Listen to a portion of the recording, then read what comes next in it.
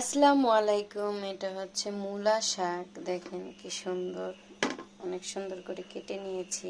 এই যে এখন এটাকে সিদ্ধ করে নিই। আমি একটু দিয়ে দেব কাঁচামরিচ, একটু লবণ দিয়ে দিচ্ছি, এটাকে ভালো করে মজায় নেব।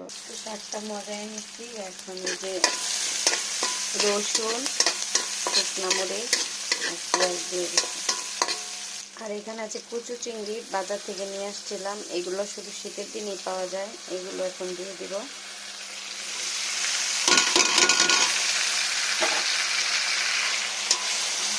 এটা শুধু শীতের সময় পাওয়া যায়, আর এটা দিয়ে ভাজি করলে অনেক মজা লাগে। হোক, আমার শাক হলো একেবারে অল্প হয়ে গিয়েছে। এই যে দেখেন, টমেটোটা দিয়ে দিচ্ছি, যে একবারে সবুজ। তো চিংড়ি মাছে ভরপুর। এই যে দেখেন, অনেক চিংড়ি মাছ দিয়েছি। এটা কিন্তু চিংড়ি শুটকি যেটা, ওইটা না, এটা কাঁচা চিংড়ি। এই যে দেখেন, এত সফট হয়েছে শাকটা, না দেখালে বুঝবেন না। এই যে একবারে গলে গেছে, আর একটু তিতা লাগে না, একবারে সবুজ সবুজ। তো তৈরি হয়ে গেল মজাদার মূলা শাক ভাজি। এই যে দেখেন কি সুন্দর ধোয়া উঠতেছে,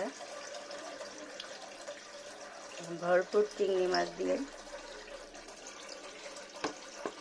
আমার ভিডিওটি ভালো লাগলে অবশ্যই লাইক কমেন্ট শেয়ার করবেন।